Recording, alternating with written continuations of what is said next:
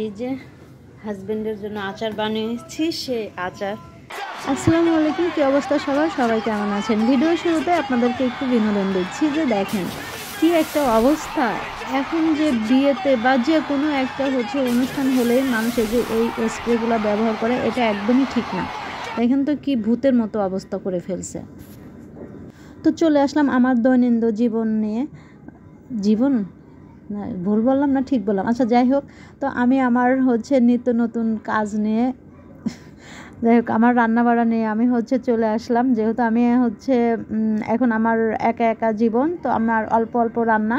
তো আজকে আমার খুবই তাড়াহুড়া আছে, আমার একটু কলেজে কাজ আছে, এই কারণে আমি তাড়াহুড়া করে এক পদ রান্না করেই চলে যাব। আমি ভাবছিলাম যে ট্যাংরা মাছ দিয়ে টমেটোর ঝোল করব, আর ট্যাংরা মাছ দিয়ে টমেটো আর লাল আলু পেঁয়াজের পাতা দিয়ে চচ্চড়ি করব। কিন্তু আমার সে সময় নাই, আমার খুব তাড়াতাড়ি কলেজে যেতে হবে। তো আমি তরকারিটা বসাই দিছি। দেখেন এই যে গ্যাস নাই, গ্যাস দেখে তো ভাবলাম যে একটু বসাই দেই। তো গ্যাস চলে গেছে। যাই হোক, তো যতক্ষণ লাগে আর কি আমার অন্যান্য কাজগুলোর স্বার্থে, তো আমি চলে যাব কলেজে। বারবার কলেজ বলতেছি, আমি কিন্তু ভার্সিটিতে পড়ি।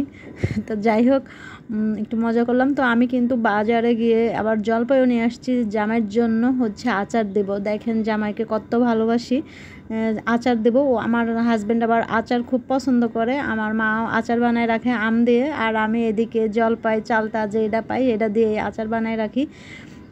তো আমার হাজব্যান্ডের কাছে গেলে কেউ গেলে পাঠায় দেই, আর এখন তো আমার হাজব্যান্ড আসবে, এই কারণে আমি আচার বানায় রাখতেছি। তো আমার মতো সবাই জামাইকে এত বেশি বেশি করে ভালোবাসবেন, আচার বানায় বুঝছেন, আচার খাওয়াই ভালোবাসবেন। দেখি যে গ্যাসই একদম কমে গেছে। যতই তাড়াতাড়ি করি না কেন, তাড়াতাড়ি হয় না। ততই কালারটা সুন্দর আসছে।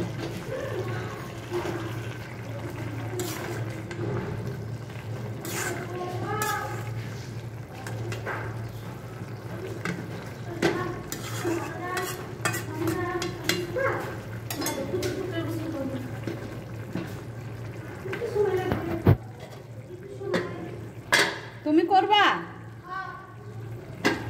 তো করো, কতগুলো দিয়ে দেয়।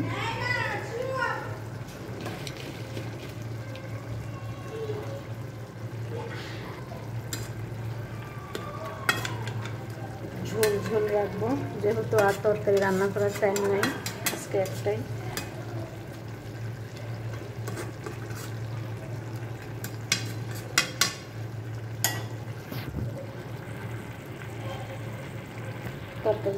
তাড়াহুড়া করে রান্না শেষ করে আমি কিন্তু কলেজেও চলে আসছি। এসে আমার কলেজের কিছু কাজ আর কি অনলাইনে করতে হচ্ছে।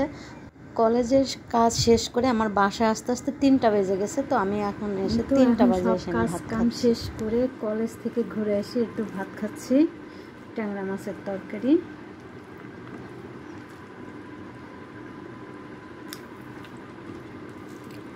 অনেক মজা হয়েছে।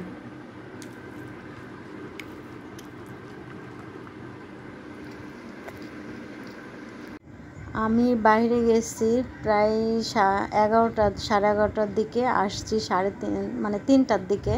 তো আসার পরে গোসল করছি, খাওয়া দাওয়া করছি, তারপরে আমার হাজব্যান্ডকে ফোন দিছি। এই তো দেখেন রাগ করতেছে। বাবা কি রাগ করতেছে, কন্ত কি বলতেছে? এর মুখের এক্সপ্রেশন দেখে আপনারা বলেন যে কি বলতেছে। রাগটা করে এখন আবার গেছে ডিম খাইতে, ডিম খাচ্ছে। আমি করছি অসুস্থ আমি, আর ডিম খাও তুমি, এই জন্য আর কি হাসতেছিল।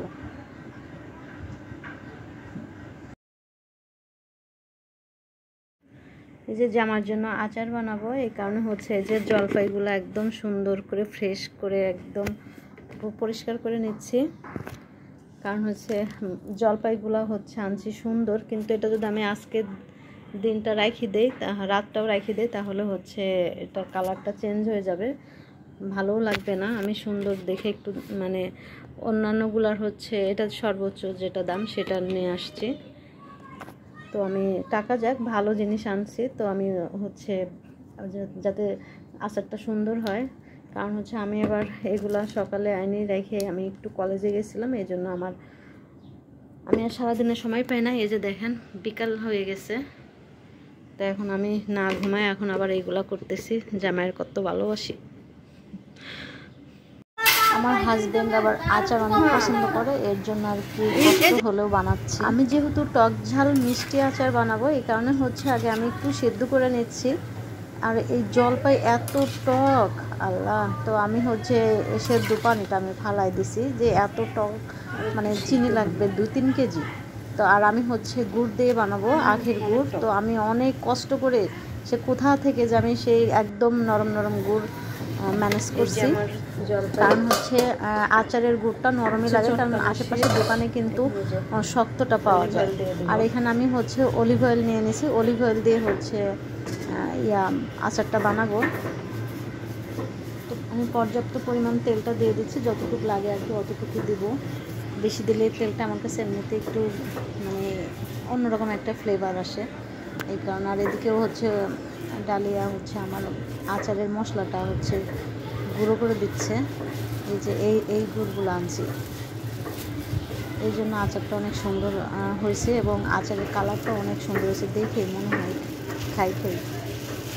যাই হোক, আমি তেলের মধ্যে গুড়টা দিয়ে তারপরে হচ্ছে সুন্দর করে একটু যখন গুড়টা গলে যাবে তারপরে আমি জলপাইগুলো দিয়ে দেবো।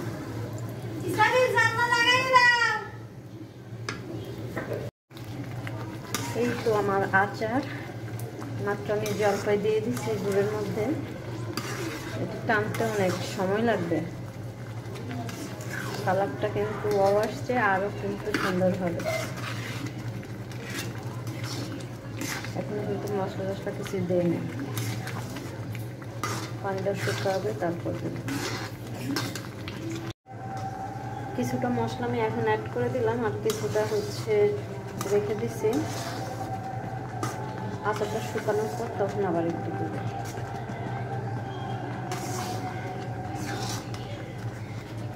তো আমার আচার হয়ে গেছে।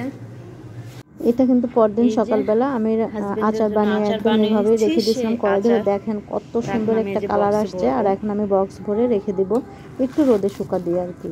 কি সুন্দর একদম চাক্কা হয়ে গেছে, কি সুন্দর চাক্কা, একদম গুড়ের কি খেজুরের গুড়ের পাটালির মতো হয়েছে।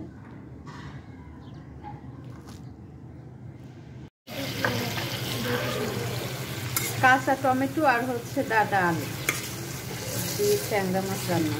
খাইছো কোনো সময়? হ্যাঁ, এই যে মাছ।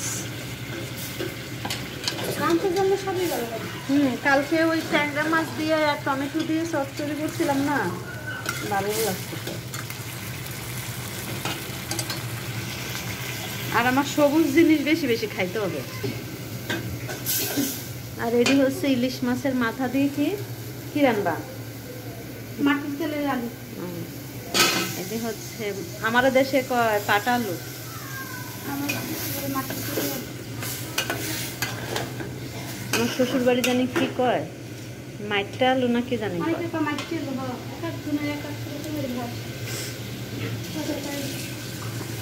আমার সবুজ শাক সবজি মানে সবুজ যে কোনো সবজি খাইতে হবে বেশি বেশি।